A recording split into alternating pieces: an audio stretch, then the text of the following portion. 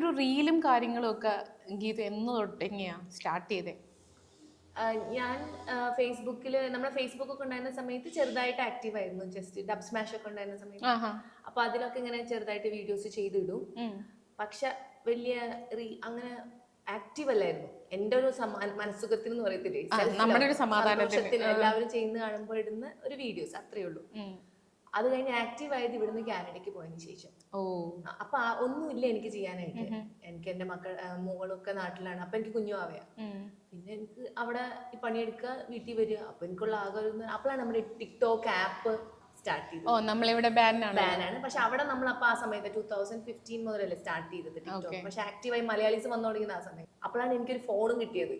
കാനഡയ്ക്ക് പോയപ്പോഴാണ് ഫസ്റ്റ് സ്വന്തമായിട്ട് നല്ല ഫോൺ, HTC. അത് നല്ല ഫോണാണ്, കുഴപ്പമൊന്നുമില്ല.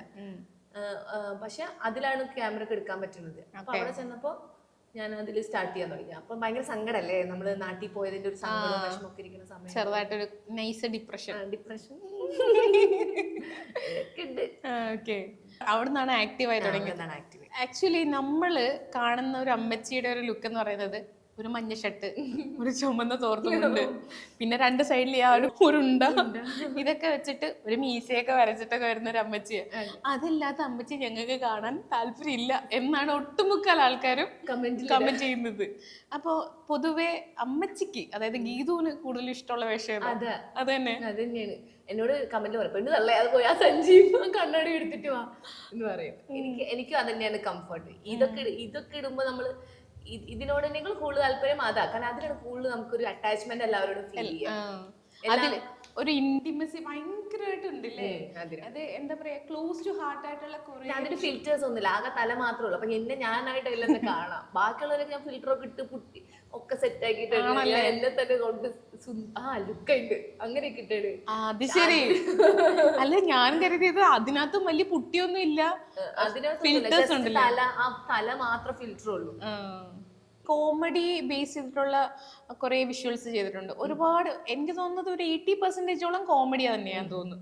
ഇതിനോട് ആണ് ഏറ്റവും കൂടുതൽ താല്പര്യം? അല്ല, ഞാൻ ശരിക്കും ക്യാരക്ടർ റോൾസ് ആണ് ചെയ്യാറ്. നന്നായി ചെയ്തോണ്ടിരുന്നത്. അത് ചെയ്തോണ്ടിരുന്നപ്പോ ഒരാൾക്കും അത് ആവശ്യമില്ല. അത് ആദ്യം നമ്മുടെ ടിക്ടോക്ക് ബാൻ ചെയ്തിട്ട് എല്ലാവരും ഇൻസ്റ്റയിലേക്ക് ചേക്കേറി. ഞങ്ങളൊക്കെ ടിക്ടോക്കിൽ തന്നെ ആയിരുന്നു ഞങ്ങളുടെ ജീവിതം. അത് കഴിഞ്ഞ് ഞങ്ങൾ ടിക്ടോക്ക് തൊഴിലാളികളുണ്ട്. അപ്പൊ അത് കഴിഞ്ഞ് കഴിഞ്ഞപ്പോ ഇൻസ്റ്റയിലേക്ക് വന്നപ്പോ ഇൻസ്റ്റയിൽ ചുമ്മാ ഒരു അക്കൗണ്ട് തുടങ്ങി, വീഡിയോ ഇടാൻ തുടങ്ങി. ഈ ടിക്ടോക്കിന് വീഡിയോസ് എടുത്ത് ഇടാൻ തുടങ്ങി. അപ്പൊ നമ്മുടെ നാടാർ ബ്രോ എന്ന് പറഞ്ഞൊരു ചേട്ടനുണ്ട്, ട്രോളൊക്കെ ചെയ്യുന്നതാണ്. ആൾ എന്റെ ഒരു വീഡിയോ എടുത്ത് ട്രോൾ ചെയ്തു. അത് പിന്നെ റീച്ചായി, ആൾക്കാര് അത് വൈറലായി. അതിനുശേഷം ആൾക്കാരുണ്ട് എല്ലാവരും എന്താ പറയാ, ഇൻസ്റ്റയിലെ പിള്ളേരും നമ്മുടെ യൂത്ത് ഒക്കെ എല്ലാവരും കൂടെ നമ്മുടെ ഇതിലേക്ക് വന്നു, ഇൻസ്റ്റയിലേക്ക്. പിന്നെ അവര് ഏറ്റെടുത്തു. ഓരോ 2000 ഫോളോവേഴ്സ്. ആയിക്കോട്ടെ. പക്ഷെ പിന്നെ ഒത്തിരി ഹൈപ്പായി വന്ന സമയത്ത് പെട്ടെന്ന് ഒരു ബാൻ വന്നു, പെട്ടെന്ന് ഫോളോവേഴ്സ് കൂടിയപ്പോ. ഇൻസ്റ്റയില് പിന്നെ ബാൻ പോയി. പക്ഷെ അവരാണ് എന്റെ പിള്ളേര്, ഇൻസ്റ്റയിലെ പിള്ളേരാണ്. സത്യം തന്നെയാണ്. ഞാൻ എന്നെ അറിയില്ല എന്തെങ്കിലും പറയുമ്പോ ഞാൻ ഇൻസ്റ്റയിലെ പിള്ളേർ കൊത്തിപ്പറിക്ക് ഇട്ട് കൊടുക്കട്ടെ ഞാൻ ചുമ്മാ തമാശക്കിട്ടാ അങ്ങനെ പറയാ. എനിക്ക് എന്റെ പിള്ളേർ, കാരണം എനിക്ക് എന്റെ ഇപ്പൊ ഞാൻ ഫ്രാങ്ക്ലി പറയുകയാണെങ്കിൽ എന്റെ ഫാമിലിനേക്കാളും എന്റെ സറൗണ്ടിങ് നിൽക്കുന്ന ആൾക്കാരേക്കാളും എനിക്ക് സപ്പോർട്ട് തന്നത് അവരാ. ഇങ്ങനെ കയറ്റിക്കൊണ്ട് വരാന്ന് പറയുന്നത് അവരാണ് ചെയ്തത്. ഇപ്പൊ നമ്മളിപ്പോ ഒരു നെഗറ്റീവ് കമന്റ് ഇട്ടാൽ നിങ്ങൾ അതിന്റെ അടിയിൽ വന്നിട്ട് നോക്കാം, എന്തിനാണ് ചേച്ചി അങ്ങനെ പറഞ്ഞത്.